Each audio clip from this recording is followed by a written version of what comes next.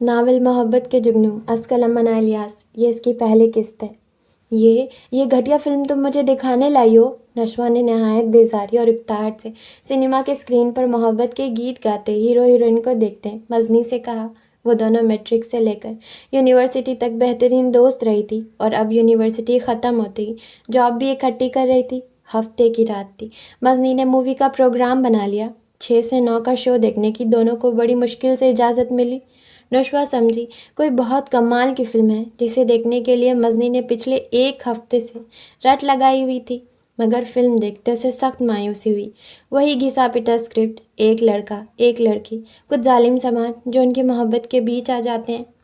یار تم تو ہو ان رومانٹک، کاش تمہیں اندازہ ہو یہ دونوں ایک دوسرے کے قریب کھڑے ایک پرفیکٹ اور رومانٹک کپل لگ رہے ہیں۔ مزنی نے جس حسرت کا مظاہرہ کیا، نشوا نے افسوس سے سر ہلایا۔ تو بیٹا تمہیں ان کے رومانٹک کپل ہونے پر کیا فائدہ مل رہا ہے؟ فلم ہے کس کی اور ڈائریکٹر کون ہے؟ نشوا نے اپنے دھیان میں سرسری سا پوچھا۔ ہائے، میرا all times favourite angry young man Jazlan Shah, Mazni نے محبت سے چور لہجے میں جس شخص کا نام لیا، نشوا کو تو سنتے ہی 440 وولٹ کا کرنٹ لگا۔ وہی اسمگلر، چرسی بڑا ڈان؟ نشوان کی آواز ایک چیخ کی صورت نکلی۔ جو اس کی سیٹ کے بالکل پیچھے بیٹھے جزلان تک بآسانی پہنچ چکی تھی۔ اس کا سگار پیتا ہاتھ کتنے لمحے ایک ہی جگہ پر ساکت ہو گیا۔ وہ سوچ بھی نہیں سکتا تھا کہ جن 2 لڑکیوں کی بحث وہ پچھلے 10 منٹ سے سن رہا تھا، ان میں سے ایک اس کے بارے میں اس طرح کے خیالات رکھتی ہوگی۔ وہ جو پیدا ہی دنیا کو تسخیر کرنے کے لیے ہوا تھا، جس کی خوبصورتی اور مغرور پرسنالٹی دیکھ کر لڑکیاں آہیں بھرتی تھیں، اس کے ساتھ ایک تصویر لینے کے لیے مر جاتی تھی۔ ایک عام سی لڑکی یوں اس کی شخصیت کی دھجیاں بکھیر دے گی؟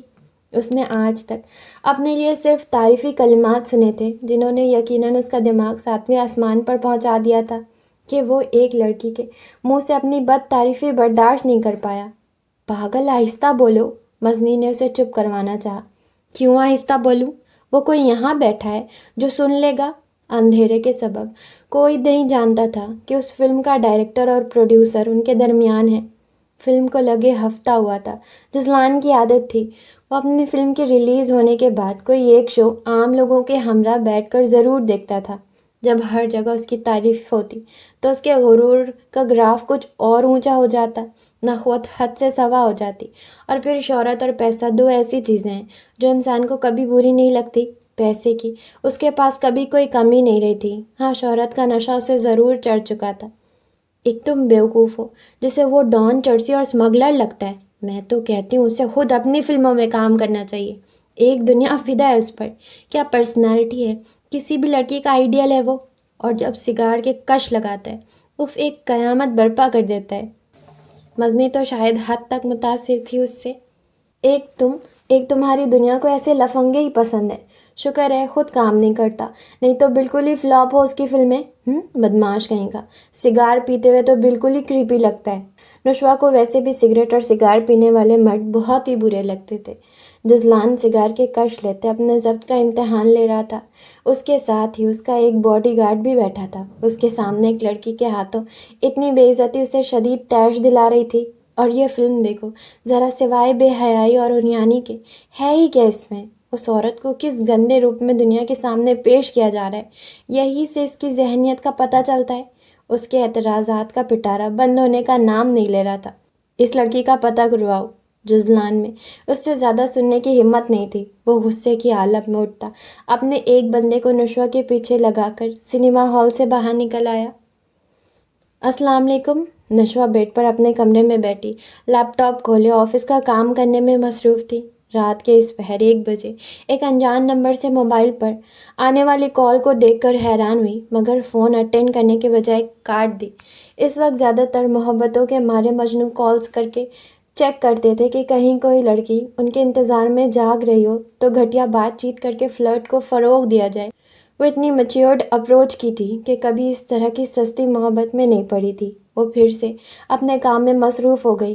ابھی کال بند کیے 2 سیکنڈ نہیں گزرے تھے کہ دوبارہ سے وہی نمبر موبائل اسکرین پر جگمگانے لگا۔ اب کی بار اس نے کال بھی نہیں کاٹی۔ فون تو پہلے بھی سائلنٹ پہ تھا، اس لیے اسے کوئی ٹینشن نہیں تھی۔ کئی مرتبہ انجان نمبر کی کال کاٹنے پر اگلے بندے کو اندازہ ہو جاتا ہے کہ دوسری طرف لڑکی ہے جو بات کرنے سے کترا رہی ہے۔ جیسے ہی کال بند ہوئی، اب کی بار نشوا کو میسج موصول ہوا۔ اس نے بھنا کر ان باکس کھولا۔ نشوا پلیز پک اپ مائی کال۔ اپنا نام دیکھ کر وہ سمجھ گئی کسی جاننے والے کی ہی کال تھی، لہٰذا اب کی بار کال آنے پر اس نے دوسری بیل پر ہی اٹھا لیا اور کان سے لگاتے سلامتی بھیجی۔ اس کی عادت تھی، وہ کبھی فون اٹھاتے ہیلو نہیں کہتی تھی، ہمیشہ سلامتی بھیجتی تھی، وعلیکم السلام۔ فون کے دوسری طرف سے ابھرنے والی گمبھیر آواز نشوا کے لیے انجان ہی تھی۔ اس نے تھوڑی دیر رک کر پہچاننے کی کوشش کی۔ کیسی ہیں مس جرنلسٹ؟ اب کی بار طنز میں چبھی آواز آئی۔ سوری، آپ کون؟ میں نے پہچانا نہیں، نشوا نے سچائی سے کہا۔ آپ میری آواز یقیناً نہیں پہچانتی، ویسے تو بڑے بڑے انکشافات کرتی ہیں میرے بارے میں۔ مسکراتی آواز نے نشوا کو الجھن میں ڈالا۔ دیکھیے، آپ جو کوئی بھی ہیں، مجھے نہیں معلوم آپ کا وقت قیمتی ہے کہ نہیں، مگر میرا وقت بہت قیمتی ہے اور میرا اس وقت فضول کی کسوٹی کھیلنے کا کوئی موڈ نہیں، لہٰذا آپ مہربانی فرما کر اپنا تعارف کروائیں، نہیں تو میں کال کاٹ دوں گی، نشوا نے بیزاری سے کہا۔ آئی لو یور اسٹائل۔ بڑی توپ چیز ہے بھائی۔ میں جزلان شاہ بول رہا ہوں، جس کی فلم پر کچھ دن پہلے آپ نے سنیما میں بیٹھے کافی سیر حاصل گفتگو کی۔ میری ذات کا جتنی باریک بینی سے آپ نے جائزہ لیا ہے، that is seriously very impressive. میں بہت کم کسی کی تعریف کرتا ہوں۔ آپ پہلی وہ خوش نصیب خاتون ہیں جس نے مجھے متاثر کیا ہے، ادروائز تو سب عقل سے پیدل ہوتے ہیں۔ نشوا کو اپنے بارے میں بتاتا وہ استہزائیہ ہنسا، جہاں اس نے نشوا کو کچھ دن پہلے کا واقعہ یاد دلا کر اس کی سٹی گم کی، وہیں اپنے غرور میں عورت ذات پر کیے جانے والے تبصرے نے نشوا کا دماغ بھگ سے اڑایا۔ ایکسکیوز می مسٹر، اول تو یہ کہ میرا نمبر آپ نے کس خوشی میں لیا، دوسرا یہ کہ مجھے آپ کے امپریس ہونے یا نہ ہونے سے کوئی مطلب نہیں۔ میں دن میں آپ جیسے ہزاروں لوگوں کو نہ صرف امپریس کرتی ہوں بلکہ ان کی بولتی بھی بند کرواتی ہوں، کسی بھول میں مت رہیے گا۔ وہ اسے وارن کرتی جزلان کی اچھی خاصی خبر لے چکی تھی۔ Wow, seriously I like this daring style, good to know کہ آپ جیسی نیڈر لڑکیاں بھی اس ملک میں ہم جیسوں کے ہوش اڑا سکتی ہیں۔ جزلان کے بے باک انداز نے اسے سر سے پاؤں تک ہلا دیا۔ ایکسکیوز می مسٹر، اپنی یہ چیپ اور تھرڈ کلاس گفتگو اپنی فلموں تک محدود رکھیں، مجھ جیسیوں تک کنوے کرنے کی ضرورت نہیں ہے۔ وہ غصے سے آگ بگولا ہو رہی تھی۔ چلیں ایک ڈیل کرتے ہیں، میں آپ کو اپنی باتوں سے تنگ نہیں کروں گا اگر آپ مجھ سے دوستی کر لیتی ہیں۔ میرے سرکل میں ابھی تک آپ جیسی بندی نہیں آئی۔ وہ تو جیسے آج نشوا کو زج کرنے کی قسم کھائے بیٹھا تھا۔ تو مبارک ہو، آپ کا سرکل مجھ جیسی سے محروم رہ گیا۔ اس قسم کی گری ہوئی آفرز آپ ان جیسیوں کو کریں۔ I am not of your type. اس نے جان چھوڑاتے ہوئے صاف الفاظ میں اسے انکار کیا۔ اس نے اپنی 22 سالہ زندگی میں کبھی کسی لڑکے سے دوستی نہیں کی تھی، کجا کہ وہ جزلان جیسے اوباش بندے کو دوست بناتی جس میں دنیا جہاں کی برائیاں تھیں، جنہیں اس کی اچھی پرسنالٹی، اعلیٰ لہجہ اور پیسہ دبا دیتا تھا۔ اس نے آج تک کسی لڑکی کو خود سے دوستی کا نہیں کہا تھا۔ یہ پہلی تھی جو جزلان کے خود سے فون کرنے کو اور ایسی آفر کو کسی خاطر میں نہیں لا رہی تھی۔ جتنا وہ انکار کر رہی تھی اتنا ہی جزلان اس کی جانب کھنچ رہا تھا۔ چلے یہ بتائے آپ کی ٹائپ کیا ہے؟ وہ کیوں اس تحمل سے اس کی اتنی باتیں سن رہا تھا، یہ وہ خود نہیں جانتا تھا۔ جو بھی ہے، مگر آپ ہرگز نہیں ہیں، سو آئندہ مجھے کال کرنے کی کوشش مت کیجیے گا، اپنے تیکھے لہجے میں کہتی۔ وہ دل کی بھڑاس نکال رہی تھی۔ جزلان یہی سمجھا کہ خامخواہ کے نخرے کر رہی ہے۔ اچھا listen, I want to be your friend, Jazlan نے اپنے مخصوص مغرور انداز میں کہا، مگر وہ یہ نہیں جانتا تھا کہ اس کے سامنے نشوا شاہ ہے، جو کوئی عام لڑکی نہیں ہے، نہ عام جذبات رکھتی ہے۔ کاش میں آپ کی یہ آفر سن کر خوشی سے پاگل ہو جاتی، مگر افسوس، آپ میرا جواب سن کر ضرور غم و غصت سے پاگل ہو جائیں گے، اس نے کاٹ دار لہجے میں کہا۔ اس تھرڈ کلاس آفر کو میں کنسیڈر کرنا بھی توہین سمجھتی ہوں۔ جس خام خیالی میں آپ نے مجھے کال کی ہے اسے خام خیالی ہی رہنے دیں۔ ہم جیسے لوگوں سے بات بھی آپ جیسی پبلک سیلیبریٹیز کو بڑی سوچ سمجھ کر کرنی چاہیے۔ دعا کرے صبح کے اخبار میں آپ کی شرافت کا بھانڈا نہ پھوڑ دوں۔ نمبر لیا ہے تو یہ بھی جانتے ہوں گے کہ جرنلسٹ ہوں اور کالمز بھی لکھتی ہوں۔ اخبار والے تو ویسے بھی چٹپٹی خبریں چھاپنے کے شوقین ہیں۔ بائے۔ نشوا کے استہزائیہ لہجے اور الفاظ نے اس کی ذات کی حقیقت میں پرخچے اڑا دیے۔ ایک معمولی سی جرنلسٹ جو چھوٹے سے گھر میں اپنے ماں کے ساتھ رہتی ہے، باپ اس کا مر چکا ہے اور کوئی رشتہ دار ہے نہیں، وہ جزلان شاہ کی اس آفر کو، جو یقیناً اس نے آج تک کسی کو نہیں کی، کسی خاطر میں لائے بغیر اس کی ذات کے بقیے ادھیڑ گئی تھی۔ اپنے 200 گز پر بنے گھر میں ہر آسائش سے سجے کمرے میں بیٹھے اس کا غم و غصے سے برا حال ہو گیا تھا۔ فی الحال تو وہ کسی رد عمل کے نتیجے میں وہ اس لڑکی کو کچھ نہیں کہہ سکتا تھا، کیونکہ وہ ہر وقت خبروں اور اپنے پرستاروں کی زد میں تھا، مگر وہ اسے کسی صورت بخشے گا بھی نہیں۔ کوئی ایسا پیدا ہی نہیں ہوا تھا جو جزلان شاہ کی اس طرح تذلیل کرے، اور نشوہ نہ صرف یہ ہمت کر چکی تھی بلکہ وہ جزلان کی دشمنی کی فہرست میں دشمن اول بھی بن چکی تھی۔ وہ موبائل کو بیڈ پر پھینکتا اب اپنی حماقت پر پچھتا رہا تھا کہ اس نے ایسی مغرور لڑکی کو یہ سب کہنے کا موقع ہی کیوں دیا تھا۔ ہاتھ بالوں میں پھنسائے، گود میں رکھے تکے پر کوہنیاں ٹکائے، اپنے اندر اٹھتے اشتعال کو قابو کرنے کی کوشش کر رہا تھا۔ بالآخر جب کہیں سکون نہیں آیا تو وہ روم ریفریجریٹر کی جانب بڑھا، اپنا پسندیدہ مشروب نکالا اور اپنے اندر کی کھولن کو کم کرنے لگا۔ یہ تو طے ہو گیا، وہ کبھی نہ کبھی اس لڑکی سے بدلہ ضرور لے گا۔ ہیلو ہیلو، بگڑے بگڑے سے میرے سرکار نظر آتے ہیں، کسی کی عزت افزائی کے آثار نظر آتے ہیں۔ وہ جو اپنے کیبن میں پیپرز پھیلائے گھنٹے سے نیا آرٹیکل لکھنے کی کوشش کر رہی تھی، مگر 10واں صفحہ بھی رتی کی ٹوکری کی نظر کرنے کے بعد اپنے منتشر ذہن کو قابو میں کرنے کے لیے سر ہاتھوں پر گرائے بازو ٹیبل پر رکھے خود کو پرسکون رکھنے کے جتن کر رہی تھی۔ اسی لمحے مزنی نے اس کے کیبن میں جھانکا اور اسے اس پریشان حالت میں دیکھ کر شرارت کیے بغیر نہ رہ سکی۔ رات میں جزلان کی عزت افزائی کرنے کے بعد بھی اسے سکون نہیں ملا تھا۔ وہ کوئی گری پڑی لڑکی نہیں تھی جسے اس نے اتنی گھٹیا آفر کی تھی۔ پیسہ انسان کو کتنا مغرور اور طاقتور بنا دیتا ہے۔ کل رات اسے اس بات پر یقین ہو گیا تھا۔ جزلان پیسے کی بنا پر ہی اپنی طبقت دکھا کر ہی نشوہ کو لوور کلاس کی لڑکی سمجھ کر اپنی دوستی کے شکنجے میں پھنسانا چاہتا تھا۔ کاش وہ بھی اتنی ایماندار ہو جائے کہ اس جزلان جیسے ہواروں کو منٹ میں لائن حاضر کر سکے۔ سر اونچا اٹھا کر غائب دماغی سے مزنی کو دیکھتے اس نے سوچا، کیا ہو گیا ہے؟ کہاں کھوئی ہو میڈم؟ مزنی نے اس کی آنکھوں کے آگے ہاتھ لہرا کر اسے متوجہ کیا۔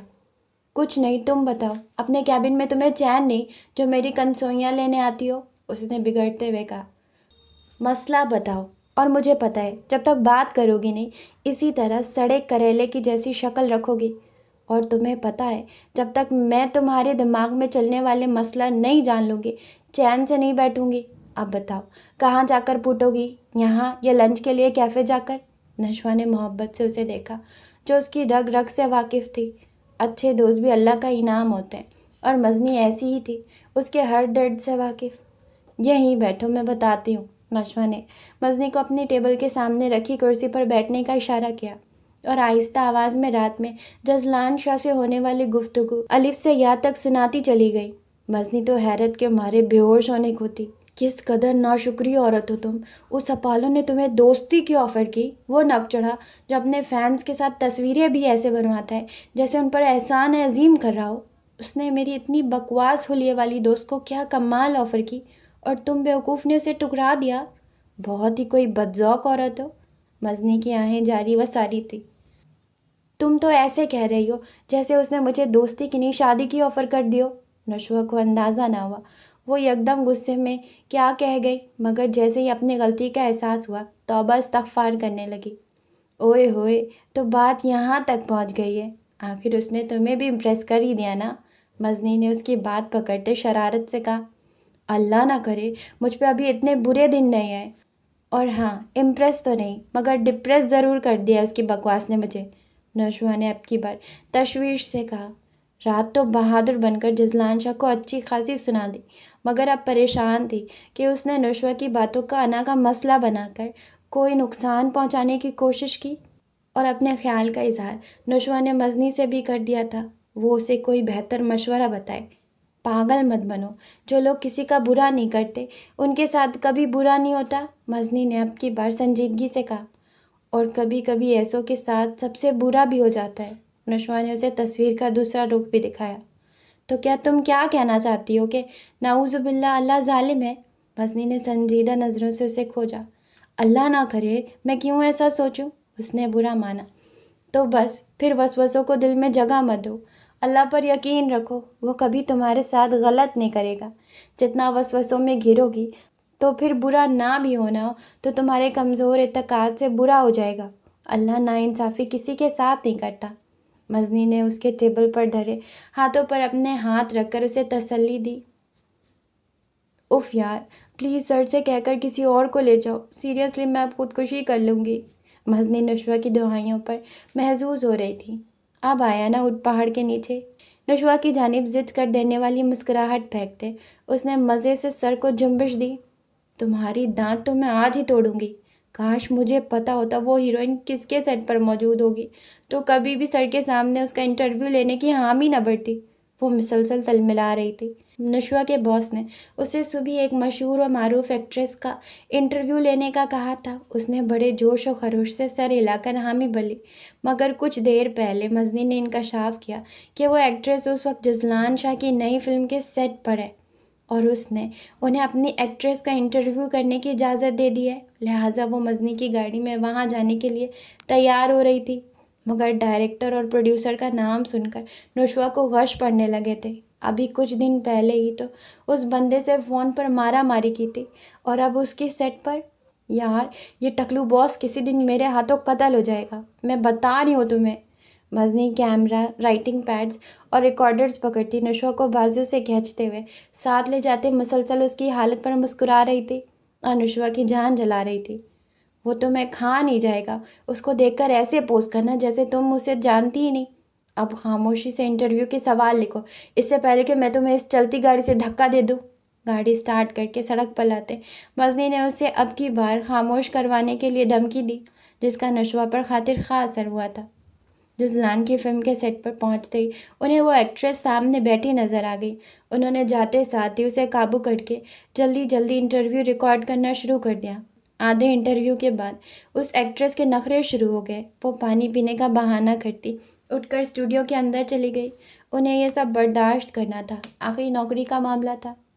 کیا مصیبت ہے، ایک دنیا میں لگتا ہے ہم ہی مصروف نہیں ہیں، باقی تو پوری دنیا بڑے بڑے کام کر رہی ہے۔ نشوہ نے منہ بناتے ارد گرد دیکھتے تبصرہ کیا۔ اس نے یہ دیکھ کر اطمینان کیا کہ جزلان وہاں پر موجود نہیں تھا۔ حیرت بھی ہوئی کہ ایکٹرز موجود ہیں اور کام کرنے والے سٹاف بھی، مگر ڈائریکٹر اور پروڈیوسر نہیں۔ ابھی اس نے یہ سوچا ہی تھا کہ سامنے سے وہ کریم کلر کے پینٹ کوٹ میں ملبوس، ہلکی سی شیو میں، اپنے مغرور نقوش سمیت سامنے سے آتا نظر آیا۔ نشوہ نے اسے اپنی جانب آتا دیکھ کر فوراً نظریں پیپر پر جھکا کر بے مقصد پین چلاتے ایسے پوز کیا جیسے کوئی بہت اہم پوائنٹس نوٹ کر رہی ہو، جبکہ مزنی جزلان کو اپنی جانب آتا دیکھ کر خوشی سے پھولے نہیں سما رہی تھی۔ ہائے، تو آپ لوگ ہیں ذاکر صاحب کی جرنلسٹ؟ نشوہ کو ایک نظر دیکھ کر وہ مزنی کی جانب متوجہ ہوا۔ ہائے، یس سر، آپ کیسے ہیں؟ مزنی تو ایسے خوشی سے بولی جیسے پتہ نہیں کب سے اس کا انتظار کر رہی ہو۔ بالکل ٹھیک، ہمیشہ کی طرح بہت خوبصورت۔ اب کی بار اس کی متبسم آواز نشوہ کو سنائی دی، مگر اس نے پھر بھی سر اٹھا کر اسے دیکھنا مناسب نہیں سمجھا، بلکہ وہ اسے اس قابل بھی نہیں سمجھتی تھی کہ ایک نگاہ بھی اس پر ڈالتی۔ وہ کافی دیر وہاں کھڑا نشوہ پر گاہے بگاہے نگاہ ڈالتا مزنی سے باتیں کرتا رہا، مگر نشوہ نے بھی اپنا سر نہ اٹھانے کی قسم کھائی ہوئی تھی۔ تھوڑی تھوڑی دیر بعد پین کو دانتوں میں دبا کر رک جاتی جیسے کچھ سوچ رہی ہو، پھر دوبارہ سے پین حرکت میں آ جاتا۔ مزنی کی کال آئی تو اسے ایکسکیوز کر کے اٹھنا پڑا۔ اب جزلان کی توجہ کا مرکز صرف اور صرف نشوہ تھی۔ نشوہ نے دل ہی دل میں اسے کوسا کہ اب چلا بھی جائے۔ تھوڑی دیر بعد بال پوائنٹ تھامے ایک مردانہ ہاتھ اس کے نظروں کے سامنے آیا۔ حیرت کے مارے اسے سر اٹھانا پڑا۔ نظر سیدھی سامنے کھڑے جزلان پر پڑی، جس کے ہونٹوں پر استہزائیہ مسکراہٹ تھی۔ کافی دیر سے آپ کچھ لکھنے کی کوشش کر رہی ہیں، مگر افسوس آپ کے پین نے آپ کے ساتھ ضد باندھی ہوئی ہے نہ چلنے کی، تو میں نے سوچا کیوں نہ آپ کو اپنا پین دے دوں، ہو سکتا ہے یہ آپ کی مشکل آسان کر دے۔ ایک گہری مسکراہٹ اس نے نشوہ پر اچھالی۔ بہت شکریہ، مجھے ضرورت نہیں، نشوہ نے نظروں کا رخ پھیرتے سنجیدگی سے جواب دیا۔ کیوں، خوف زدہ ہیں کیا مجھ سے؟ اب کی بار پوچھے جانے والے سوال پر نشوہ کی تیوریاں چڑھ گئیں۔ افسوس، آپ کو یہ جان کر شدید مایوسی ہوگی کہ میں اس قسم کی کسی بھی کیفیت میں مبتلا نہیں ہوں، اس نے تلخی سے جواب دیا۔ ایک بات تو بتائیں، میں نے آپ کا کیا چرایا جو آپ مجھ سے اتنی خفا ہیں؟ اس نے نشوہ کے سامنے والی کرسی سنبھالتے ہوئے اپنی آنکھوں کی چمک سے نشوہ کو نظریں چرانے پر مجبور کیا۔ میں اجنبیوں سے بے تکلف ہونا پسند نہیں کرتی، اس نے جزلان کے سامنے حد بندی کی دیوار کھینچی۔ اجنبیوں سے بات نہیں کرتی مگر ان کے بارے میں بات ضرور کرتی ہو، اس نے واضح طنز کیا۔ یہ مت بھولے کہ اس فیلڈ میں آنے کے بعد آپ کی ذات پبلک پراپرٹی ہے، اور پبلک پراپرٹیز کو تو ہر کوئی ڈسکس کرتا ہے۔ نشوہ نے واضح طور پر اس کی حیثیت باور کرائی اور مزید کوئی وقت ضائع کیے بنا وہاں سے اٹھ کر باہر چلی گئی، جبکہ جزلان یہ جاننے سے قاصر تھا کہ وہ یہ رویہ اس کے ساتھ کیوں اپنائے ہوئے ہے۔ نشوہ، یہ جو تم کرتی پھر رہی ہو نا، یہ سب ہم دونوں کی زندگی میں سوائے طوفان کے اور کچھ نہیں لے کر آئے گا۔ وہ جو چھٹی والے دن بیٹھی بہت دنوں بعد ٹی وی پر اپنی پسند کی فلم دیکھ رہی تھی، سامنے صوفے پر بیٹھی ماں کی کہی گئی بات کا مطلب سمجھنے سے قاصر تھی۔ کسی قدر اچنبھے سے انہیں دیکھا، جیسے سمجھ نہ آ رہا ہو کہ وہ کیا کہہ رہی ہیں۔ تم کیا سمجھتی ہو؟ تم مجھے کچھ نہیں بتاؤ گی تو مجھے پتہ نہیں چلے گا کہ تم شاہوں کے خاندان پر کیس کروا چکی ہو۔ انہوں نے کڑے تیوروں سمیت اسے دیکھا، ان کی بات کی تہہ تک پہنچتے اس نے اپنی نظروں کا رخ ایک مرتبہ پھر سے ٹی وی کی جانب کر کے ایسا تاثر دیا کہ وہ اس معاملے میں اب کوئی بات نہیں کرنا چاہتی۔ میں کچھ بات کر رہی ہوں تم سے۔ انہیں نشوہ کا یہ انداز ایک آنکھ نہیں بھایا۔ جانتی ہوں، اس نے منہ بناتے کہا۔ اگر جانتی ہو تو پھر اس معاملے کو یہیں پر ختم کر دو۔ میں نہیں چاہتی کہ جس اولاد کو میں وہاں سے بچا کر لائی ہوں، تمہاری اس حماقت کی وجہ سے وہی سب پھر سے دہرایا جائے۔ مجھ میں اپنی جوان اولاد کھونے کی ہمت نہیں ہے، صبورہ بیگم نے منت بھرے انداز میں کہا۔ امی پلیز، وہ لوگ مجھے کھا نہیں جائیں گے، مگر آپ کی فضول دور اندیشوں کے سبب میں اپنا حق کسی صورت ان غاصبوں کو ہڑپ نہیں کرنے دوں گی۔ میں ان کی ہستیوں تک کو ہلا کر رکھ دوں گی۔ اس کے لیے مجھے جس حد تک بھی جانا پڑا میں جاؤں گی۔ اس نے نڈر انداز میں ماں کو اپنے ارادوں سے باخبر کیا اور وہ اس کے ارادے سن کر کانپ گئی۔ نشوہ، کیوں مجھے بے موت مارنا چاہتی ہو؟ تم کل ہی کیس واپس لوگی۔ ان کے تحکم بھرے انداز کا بھی اس پر کوئی اثر نہ ہوا۔ سوری امی، ایسا کچھ بھی نہیں کرنے والی۔ آپ اور میں اس حویلی اور اس جاگیر میں اپنا حصہ لے کر رہیں گے، اس نے اٹل انداز میں کہا اور اٹھ کر اپنے کمرے کی جانب چل پڑی، جبکہ صبورہ بیگم اپنا سر پکڑ کر بیٹھ گئیں۔ ناشتے کی ٹیبل پر اخبار کے ساتھ ملنے والے نوٹس نے ان کی بھوک پیاس حقیقت میں اڑا دی تھی۔ وہ پھٹی پھٹی نظروں سے اس عدالتی نوٹس کو دیکھ رہے تھے۔ کاش وہ اس رات حویلی کے باہر بھاری نفری لگوا دیتے جس رات دانیال کی بیوہ اس بچی کے ہمراہ ان کے حویلی کے چوکھٹ پار کر کے گئی تھی۔ وہ اسی امید پر جی رہے تھے کہ وہ کہیں مر کھپ گئی ہوگی، مگر آج کے ملنے والے اس عدالتی نوٹس نے انہیں اچھی طرح باور کروا دیا تھا کہ نہ صرف وہ زندہ ہے بلکہ اس کی بیٹی یعنی سبحان شاہ کی پوتی نے ان پر جائیداد میں حصے کا دعویٰ کر کے ان پر کیس بھی کروا دیا تھا۔ السلام علیکم بابا حضور، خیریت؟ کچھ پریشان لگ رہے ہیں؟ بلال شاہ روزانہ کی طرح جو ہی سبحان شاہ کے کمرے میں انہیں صبح کا سلام کرنے آئے، ایک ہاتھ میں کوئی کاغذ پکڑے گہری سوچ میں ڈوبے سبحان شاہ سے پوچھا، جب آستین کا سانپ پالیں گے تو وہ ڈسے بغیر نہیں رہے گا؟ انہوں نے وہ کاغذ اسی طرح بلال شاہ کو پکڑایا۔ وہ کاغذ کا ٹکڑا انہیں بھی حیرت اور پریشانی سے دو چار کر گیا۔ یہ کسی صورت نہیں ہو سکتا۔ جس رات وہ عورت ہمارے چہروں پر کالک مل کر اس حویلی کی دہلیز عبور کر گئی تھی، اس وقت اسے سوچنا چاہیے تھا کہ اس کا اس حویلی سے تعلق ہے۔ اب ایک دم سے اٹھ کر وہ ہم پر کیس کر دے گی تو ہم اتنی آسانی سے سب کچھ تشتری میں رکھ کر اسے دے دیں گے؟ تو یہ اس کی بھول ہے۔ غم و غصے سے بلال شاہ کا برا حال تھا۔ بیٹے، اس وقت جوش سے نہیں، ہوش سے کام لو۔ الیکشن سر پر ہے، لڑکی کا تعلق بھی میڈیا سے ہے۔ ہمارے انکار کی صورت میں وہ ہمارے خلاف کچھ بھی چھپوا دے، کوئی پریس کانفرنس کروا دے تو ہماری ساکھ تو برباد ہو جائے گی نا۔ اس لیے اسے دھمکانے کی بجائے کوئی مفاہمتی حل نکالتے ہیں تاکہ سانپ بھی مر جائے اور لاٹھی بھی نہ ٹوٹے۔ ان کے معنی خیز بات نے بلال شاہ کو بہت کچھ سمجھا دیا۔ اس کا ایڈریس وغیرہ سب پتہ کرواؤ، ہم کل ہی اس کے گھر جائیں گے۔ اور ہاں، جزی کو بھی کل پرسوں تک حویلی آنے کا کہو، اس سے بھی اس معاملے سے متعلق کچھ بات کرنا بہت ضروری ہے۔ انہوں نے جلدی اگلا لاہ عمل تیار کرتے بلال کو حکم دیا اور خود پرسکون ہو کر اخبار پڑھنے میں مہو ہو گئے۔ جی بابا حضور، آج ہی میں اس لڑکی کا پتہ کرواتا ہوں۔ بلال شاہ تیزی سے باہر کی جانب چل پڑے۔ جیسے ہی اس کی گاڑی گلی میں آئی، اپنے گھر کے باہر دو چمکتی دمکتی لینڈ کروزر دیکھ کر وہ الجھن کا شکار ہوئی۔ गेट की चाबी हर वक्त उसके पास मौजूद होती थी। गाड़ी से उतरती वो हैरत ज़दा सी घर का गेट खोलकर गाड़ी अंदर लाकर खड़ी करने के बाद गेट बंद करके गाड़ी को लॉक लगाकर अपनी फाइल्स और पर्स उठाए अंदर दाखिल हुई तो ड्राइंग रूम से बातों की आवाज़ आई। वो इसी कैफियत में जो ही अंदर दाखिल हुई, दरवाजे के सामने एक कदरे उम्र रसीदा शख्स, कल्फ लगे सफ़ेद शलवार सूट पर काली शॉल लपेटे, सर पर पगड़ी रखे बेहद तम तराक से, टांग पे टांग रखे हाथ में छड़ी पकड़े नहायत क्रोफर से बैठा था। नशवा के अंदर आते ही सीधा नज़र सामने गई तो अपनी जगह से उठते हुए नशवा की जानिब मुस्कुरा कर बढ़े। मेरे जिगर का टुकड़ा, मेरे दानियाल की निशानी। नशवा को ये समझने में देर नहीं लगी कि यह शख्स उसका दादा सुभान शाह है। उसने दायराना नज़र ड्राइंग रूम पर डाली जहाँ एक सोफे पर रोई रोई सी सबूरा के साथ एक औरत और एक दो और आदमी विराजमान थे। दोनों सुभान शाह जैसे ही हुलिये में थे, बस फ़र्क इतना था कि उसके सर पर शिमले मौजूद नहीं थे। नशवा लिए दिए अंदाज में अपने दादा से मिली। ये सब गर्मजोशी भी वो अच्छी तरह जान गई थी कि उसके भेजे गए अदालती नोटिस का नतीजा थी। उसके सर्द रवैये को वहाँ बैठे हर शख्स ने महसूस कर लिया था। बेटा, ये तुम्हारे ताया बिलाल शाह हैं और ये इनकी बेगम ज़रवर शाह, साथ में तुम्हारे चचा नौफल शाह हैं। उन्होंने वहाँ बैठे उन तमाम लोगों का तारुफ करवाया। बिलाल शाह की शक्ल उसे कुछ देखी भारी लगी, मगर उस वक्त उसकी सोचें इतनी मुंतशिर थी कि वो इस बात पर कोई ख़ास तवज्जो नहीं दे पाई और सबूरा के साथ बैठ गई। आप लोग यहाँ क्यों आए? उसने बेलचक लहजे में सवाल किया। वो अपनी और अपनी माँ की तकलीफ़ों को इतनी जल्दी भूलकर उन्हें बख्शने को तैयार न थी। नशवा के सवाल पर बिलाल शाह और सुभान शाह में नज़रों का तबादला हुआ। नशवा, ऐसे बात नहीं करते, सबूरा ने उसे टोकना चाहा।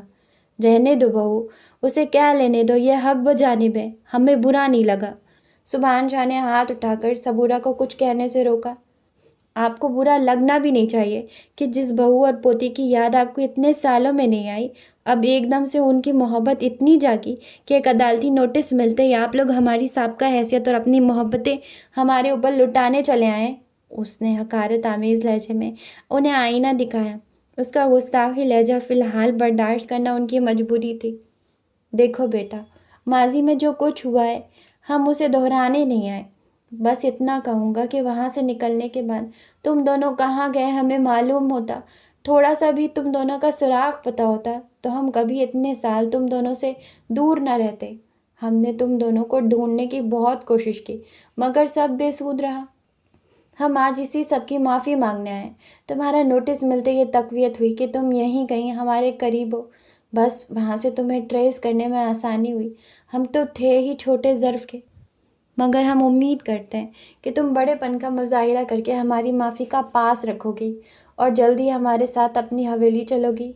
सुभान शाह ने जिस तहम्मुल का मुज़ाहिरा करके उसके एतराज़ात को ख़त्म करने की कोशिश की वो काबिल दीद था। नशवा ने उनकी बात पर चेहरा दूसरी तरफ मोड़ लिया और एक्सक्यूज़ मी कहती ड्राइंग रूम से बाहर चली गई और तब तक अपने कमरे से नहीं निकली जब तक यकीन नहीं आ गया कि वो लोग यहाँ से चले नहीं गए। नशवा, ये क्या तरीका था बेटा, तुम्हें उनके साथ इस तरह का सलूक नहीं करना चाहिए था। सबूरा बेगम उन लोगों के जाते ही नशवा के कमरे में आई, जो बेड पर आलती पालती मारे मोबाइल हाथ में लिए उस पर कुछ टाइप करने में मसरूफ़ थी। वो उसके सामने बैठ गई, खुशमगी नज़रों से उसे देख रही थी। नशवा ने टाइपिंग रोककर उनकी जानिब देखा और मोबाइल साइड पर रखकर उनके हाथ अपने हाथों में ले लिए। आप कैसे उनकी हिमायत मेरे सामने कर सकती हैं? वो लोग उससे भी बदतर सलूक के मुस्तहिक हैं। क्या आप वो सब तकलीफ़ें भूल गई जो उनकी मेहरबानियों से हमें मिली? आज जब मैंने हिस्सा मांगने की बात की है तो हमारी मोहब्बत उनके दिलों में जाग गई। बुरी बात नशवा, वो लोग बहुत शर्मिंदा थे। उन्होंने नशवा के लहजे की सख्ती को कम करना चाहा। अम्मी, वो लोग शर्मिंदा हरगिज़ नहीं थे। नशवा ने उनकी बात पर अफसोस से सर झटका। बस वो आपको और मुझे बेवकूफ़ बनाने आए थे और वो अपने मकसद में कामयाब भी हो गए क्योंकि आपने उन पर एतमाद कर लिया। क्या एक ठोकर काफ़ी नहीं? आप कैसे ये सब कर सकती हैं? नशवा को समझ नहीं आ रही थी कि किन अल्फाज में माँ को समझाए। देखो बेटा, मुझे सिर्फ इतना पता है कि वो शर्मिंदा थे और उसके पीछे उनकी क्या नीयत थी क्या नहीं मैं नहीं जानती, मगर कोई शख्स अपने रवैये की माफ़ी मांगे तो एक मौका देना तो बनता है। मैंने तुम्हें इसीलिए पहले मना किया था। वो सब मत करो, वो हम तक पहुंच जाएंगे। تم نے تب میری بات نہیں مانی تھی، مگر خیر انہوں نے ہاتھ آگے بڑھائے تو ہمیں کسی قسم کے غرور کا مظاہرہ کرنا زیب نہیں دیتا، اور اللہ بھی صلح رحمی کو پسند فرماتے ہیں۔ میں نہیں چاہوں گی تم کبھی بھی اللہ کی ناراضگی کی زد میں آؤ، انہوں نے پیار سے اسے سمجھاتے کہا۔ میں آپ کی طرح دریا دلی کا مظاہرہ نہیں کر سکتی، میں بہت کم ظرف ہوں، میں انہیں اتنی آسانی سے معاف نہیں کر سکتی۔ نشوہ ان کے ہاتھ چھوڑتے غصے سے پیچھے ہٹتے بیڈ کے ساتھ ٹیک لگا کر بولی، اتنے بڑے بول نہیں بولتے جان۔ انہوں نے اس کے گھٹنے پر ہاتھ رکھے بے بسی سے اسے سمجھانے کی کوشش کی۔ پلیز امی، ابھی تو مجھے یہ سب مت سمجھائیں، میرا دماغ کھول رہا ہے۔ نشوہ جان گئی کہ وہ اسے کنونس کرنے بیٹھی ہیں، جان گئی تھی کہ وہ اب کچھ سننے کے موڈ میں نہیں ہے۔ ٹھنڈے دماغ سے سوچو بیٹا، انہوں نے وہاں سے اٹھتے ہوئے کہا۔ آپ لوگ یہ سب کیسے کر سکتے ہیں؟ وہ تو سبحان شاہ کی بات سنتے ہی ہتھے سے اکھڑ گیا۔ کل شام ہی اسے اب بابا حضور کا فون موصول ہوا، جس میں انہوں نے جزلان کو فوری حویلی آنے کا حکم دیا۔ جزلان یہی سمجھا کہ زمینوں کی کوئی بات ہوگی، حالانکہ جب سے اس نے فلم میکنگ کا کام شروع کیا تھا وہ زمینوں اور حویلیوں کے کام سے دور رہتا تھا، مگر کل ہی سبحان شاہ کے بلانے پر چلا آیا، مگر یہ نہیں جانتا تھا کہ یہاں آ کر کیا خبر سننا پڑ جائے گی۔ کیوں؟ کیا مسئلہ ہے اس بات میں؟ انہوں نے ہنکارا بھر کر اس کے غصیلے چہرے کی جانب دیکھتے ہوئے کہا۔ مسئلہ نہیں، مسائل ہے اس میں۔ وہ لڑکی جو اتنے سالوں سے آپ کی یادداشت سے بھی محو ہو چکی تھی، یکا یک آپ لوگوں نے پتہ نہیں کہاں سے اسے ڈسکور کر لیا اور اب میری منگ بھی ڈکلیئر کر دیا ہے۔ واو!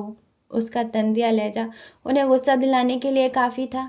دیکھو جزی، میں نے تمہیں اس لڑکی پر ریسرچ کے لیے نہیں بلایا، بس تمہیں اطلاع دینی تھی کہ وہ تمہاری منگ ہے، اور منگ کو چھوڑنا ہمارے ہاں اتنا ہی بڑا گناہ ہے جتنا کہ نکاح توڑنا۔ منگ کے خاطر یہاں خون کی ندیاں۔ او پلیز بابا حضور، یہ سب اب فرسودہ باتیں ہو گئی ہیں۔ کیا آپ نے اس منگ صاحبہ سے پوچھا کہ میں اسے منظور ہوں کہ نہیں؟ اس کا لہجہ اب بھی طنزیہ تھا۔ تم اپنی بات کرو، کیونکہ ہم کچھ دنوں میں نکاح کی ڈیٹ فکس کرنے والے ہیں۔ وہ تو جیسے سب کچھ طے کیے بیٹھے تھے۔ جزلان کے لیے تو کچھ کہنا بے سود ہو گیا۔ تو پھر مجھے ابھی بلا کر یہ سب بتانے کی ضرورت ہی کیا تھی؟ نکاح والے دن کہتے آؤ اور سائن کر دو۔ اس نے اپنے غصے کو ضبط کرنے کی کوشش نہیں کی اور پھٹ پڑا۔ وہ بھی کر لیں گے، انہوں نے محظوظ ہوتے کہا، جانتے تھے انکار تو کرے گا نہیں۔ مجھے چچی سے ملنا ہے، ایڈریس بتائیں۔ اس نے کچھ سوچتے انہیں مخاطب کیا، اور جو ایڈریس اسے پتہ چلا، اسے سنتے ہی وہ کتنی دیر بے یقینی کی کیفیت سے نہیں ہل سکا۔ دنیا گول ہے، اس بات پر آج اس کا یقین اور بھی پختہ ہو گیا تھا۔ کیا بات ہے امی، جو کچھ کہنا ہے کہہ دیں۔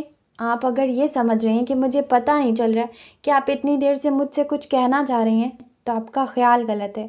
اگر ماں بچوں کے چہرے پڑھ سکتے ہیں نا، تو بچے بھی ماں باپ کے چہرے پڑھنے کی صلاحیت رکھتے ہیں۔ نشوہ جب سے آفس سے آئی تھی، محسوس کر رہی تھی کہ صبورہ بیگم مجھ سے کچھ کہنا چاہتی ہیں۔ دونوں اس وقت ٹی وی کے سامنے بیٹھی کوئی ٹاک شو دیکھنے میں مصروف تھی۔ نشوہ تو دیکھ رہی تھی، جبکہ صبورہ بیگم کچھ سوچنے میں مگن تھی۔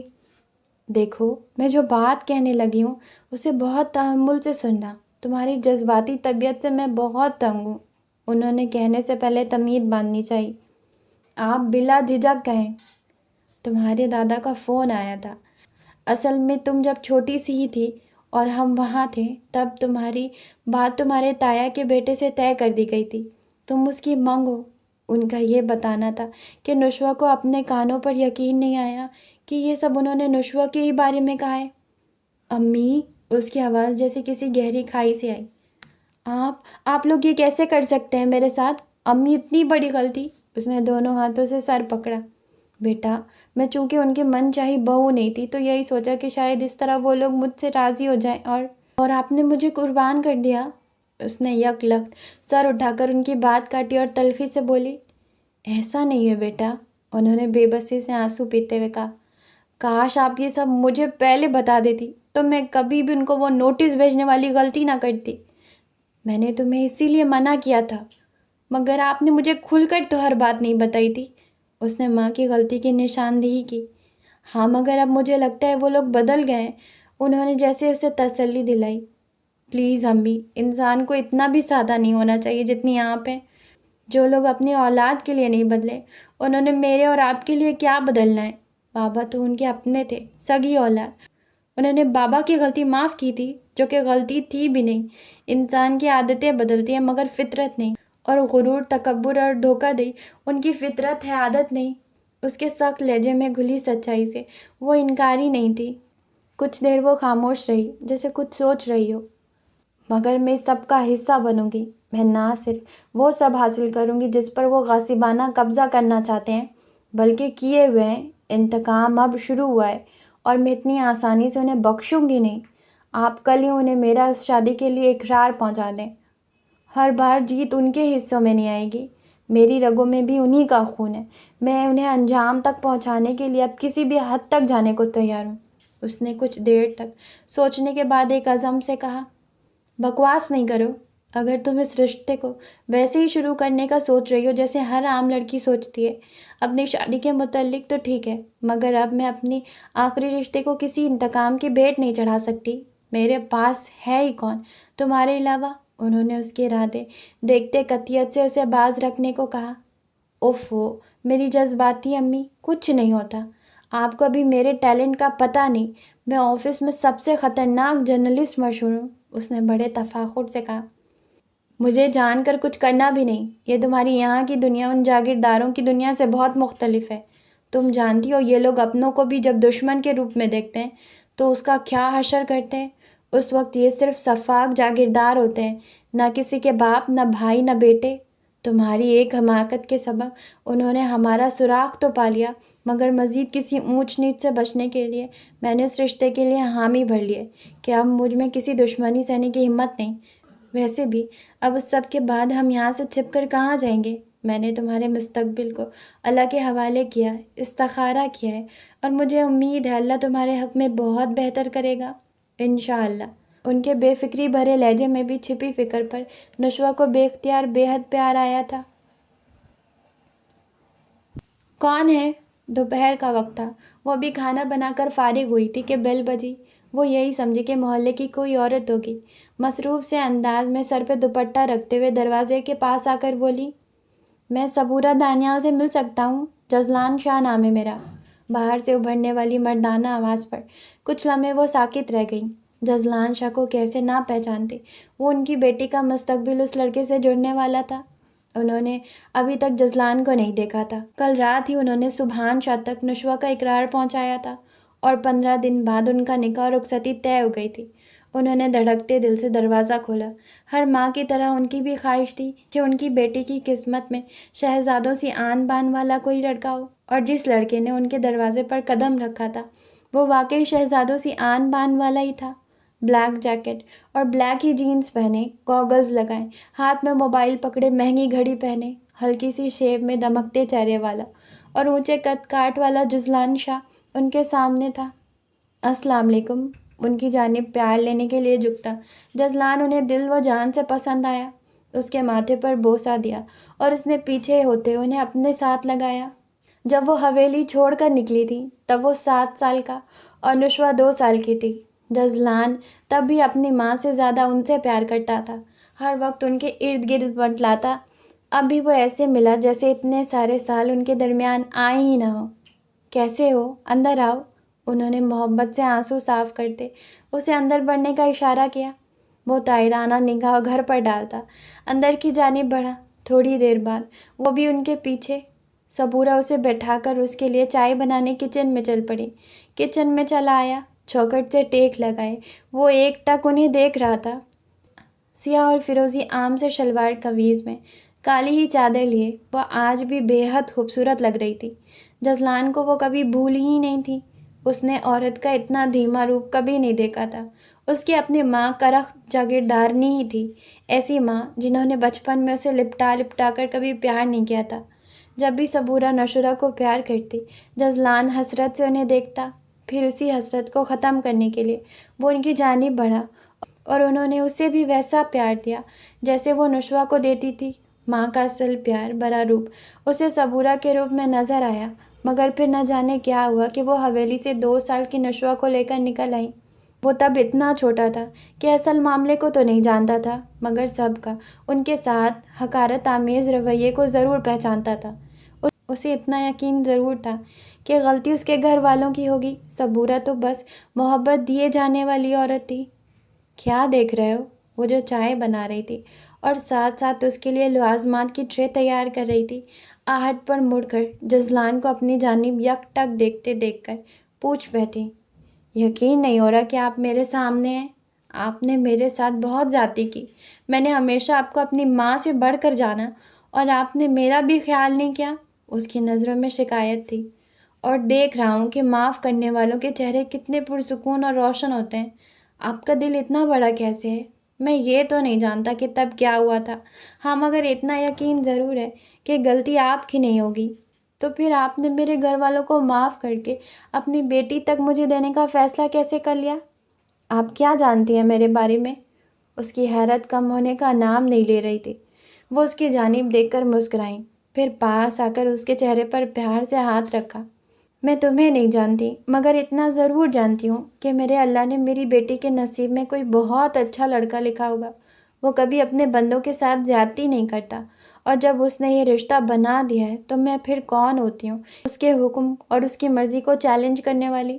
میرے اللہ نے ہر مقام پر میرا ساتھ دیا ہے، مجھے ہر سرد و گرم سے بچا کر رکھا ہے، تو اب وہ مجھے طوفانوں کی نظر کیسے کر سکتا ہے؟ ان کے اس اعتماد اور اللہ پر توکل نے جزلان کو ساکت کر دیا۔ چلو چل کر بیٹھو اندر، میں آ رہی ہوں، انہوں نے اپنے مخصوص دھیمے اور محبت بھرے لہجے میں کہا۔ اچھا کیا کرتے ہو؟ انہوں نے اس کو چائے کا کپ پکڑاتے ہوئے پوچھا۔ کچھ خاص نہیں، بس فلمیں بناتا اور ڈائریکٹ کرتا ہوں۔ اس کے علاوہ اپنا حصہ میں بہت عرصہ پہلے ہی لے کر اپنی بوتیک چلا رہا ہوں۔ اس نے چائے کا گھونٹ لیتے ہوئے تفصیل بتائی۔ اس کے ایک ایک انداز میں اتنا رکھ رکھاؤ تھا کہ وہ تو بس حسرت سے اسے دیکھ کر اللہ سے شکر کر رہی تھی کہ ان کی بیٹی کی قسمت کتنی اچھی ہے۔ تمہیں کب سے اس رشتے کا پتہ تھا؟ ان کے سوال میں چھپا جو مقصد تھا وہ اسے انجان نہیں تھا۔ وہ اسے اتنی عزیز تھی کہ وہ ان کی خاطر اس نک چڑھی نشوہ کے لیے جھوٹ بھی بولنے کو تیار تھا۔ کافی عرصے سے میں جانتا تھا۔ اس نے جھوٹ کا سہارا لیا مگر نظریں نیچے رکھی۔ کچھ لوگوں کے سامنے انسان نظر سے نظر ملا کر جھوٹ بولنے کی ہمت نہیں کر سکتا۔ تم خوش ہو اس رشتے سے؟ وہ ماں تھیں، پریشان کیسے نہ ہوتی؟ ابھی تو کچھ نہیں کہہ سکتا کہ میں نشوہ کو جانتا بھی نہیں، مگر آپ کی ان چند سالوں کی محبت کے عوض میں آپ کو یقین دلاتا ہوں میں آپ کی بیٹی کو ساری زندگی خوش رکھنے کی کوشش کروں گا۔ اس نے محبت سے ان کے ہاتھ پکڑے ہوئے کہا۔ مگر آپ کو اس کے لیے ایک وعدہ کرنا ہوگا۔ وہ تو جزلان کی اس محبت پر ہی نہال ہوئی جا رہی تھی۔ ایک نہیں 100 کہو میری جان، وہی محبت سے لبریز لہجہ۔ آپ میری ہمیشہ دوست رہیں گی، ساس اور داماد کا رشتہ کبھی ہمارے درمیان نہیں آئے گا۔ اس کے عثمان پر وہ ہنس پڑی۔ وعدہ، انہوں نے محبت سے مسکراتے ہوئے کہا۔ تھینک یو، اس نے عقیدت سے ان کے ہاتھ پر بوسہ دیا۔ خیریت ہے؟ آج آپ بہت خوش لگ رہی ہیں۔ وہ جو کچھ دیر پہلے مزنی کے ساتھ جا کر اپنی شادی کی شاپنگ بے دلی سے صرف دنیا دکھاوے کے لیے کر کے آئی تھی، اب تھکاوٹ سے چور صوفے پر بیٹھی تھی۔ کبھی کبھی ایسا ہوتا ہے، کچھ فیصلے ایسے ہوتے ہیں جو جسمانی تھکاوٹ سے کہیں زیادہ ہمیں ذہنی تھکاوٹ سے دوچار کر دیتے ہیں۔ نشوہ کے لیے اپنی زندگی داؤ پر لگانے کا یہ فیصلہ بھی ایسا ہی تھا۔ وہ ہمیشہ سے جذباتی اور جلد بازی میں فیصلہ کرنے والوں میں سے تھی، اور بہت مرتبہ اسے اپنے فیصلے کے نقصانات بعد میں نظر آتے تھے۔ یہی جلد بازی اس مرتبہ بھی اسے مہنگی پڑ گئی تھی۔ اس نے ابھی تک اس بندے کو دیکھا تک نہ تھا جس کو وہ اپنی زندگی میں شامل کرنے والی تھی، چاہے انتقام کی غرض سے ہی، لیکن آخر تو وہ شخص اس کا کل مختار بن بیٹھے گا نا۔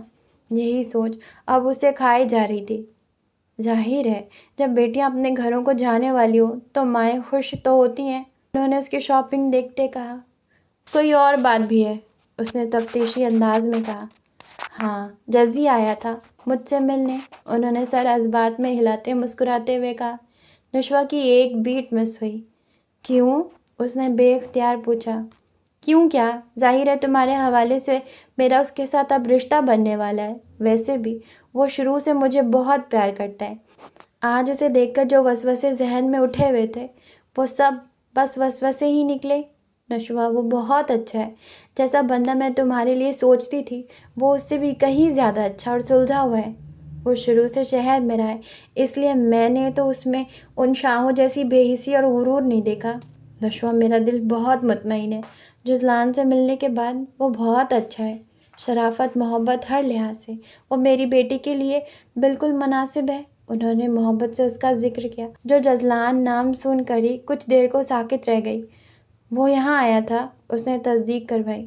ہاں نا، صبورہ نے مسکراتے لہجے میں بتایا۔ کرتا کیا ہے؟ وہ شک کی ناگ اس کے دماغ میں کلبلائے۔ دل میں مسلسل دعا جاری تھی کہ وہ نہ ہو جسے وہ سمجھے ہوئے تھی۔ تم تو جانتی ہوگی اسے، فلم میکنگ کرتا ہے۔ شکر ہے اس کے لہجے میں جاگیرداروں والا غرور نہیں، اور نہ وہ ان کے ساتھ رہتا ہے۔ مجھے تو سب سے بڑا اطمینان یہی ہوا کہ وہ یہیں شہر میں رہتا ہے۔ کم از کم تم ان لوگوں کی گھریلو گندی پالیٹکس سے تو دور رہو گی۔ اس کی ماں اور بھی نہ جانے کیا کیا کہہ رہی تھی، مگر اس کے کان سائیں سائیں کر رہے تھے۔ وہ سر پکڑ کر بیٹھ گئی۔ اپنے کچھ دن پہلے کے الفاظ دماغ میں گونجے جب وہ مزنی سے اس کا ذکر کرتے ہوئے بے اختیار کہہ گئی تھی، اس نے مجھ سے دوستی کی آفر کی ہے، شادی کی نہیں۔ اف، کچھ الفاظ کیسے انسان کے آگے آ جاتے ہیں۔ اس کی تو ایسی کوئی نیت بھی نہیں تھی۔ پھر اس کا دل کیا وہ واقعی ایسی جگہ روپوش ہو جائے کہ اب کی بار جہاں اس کی قسمت میں ایک شرابی اور ہر برائی میں لتھڑا شخص نہ ہو۔ اب اسے یہ فیصلہ مشکل لگنے لگ گیا، اور اپنی سادہ لو ماں کی سادگی پر رشک آیا جو اسے نشوہ کے لیے ایک پرفیکٹ میچ سمجھتی تھی۔ خیر، مجھے یہ شادی کون سا بہت عرصے تک برقرار رکھنی ہے، کچھ دیر کی بات ہے، اور بس پھر میں اس رشتے کو ختم کر دوں گی۔ تو مجھے کیا لینا کہ وہ جزلان ہو یا کوئی اور، اس نے خود کو تسلی دی۔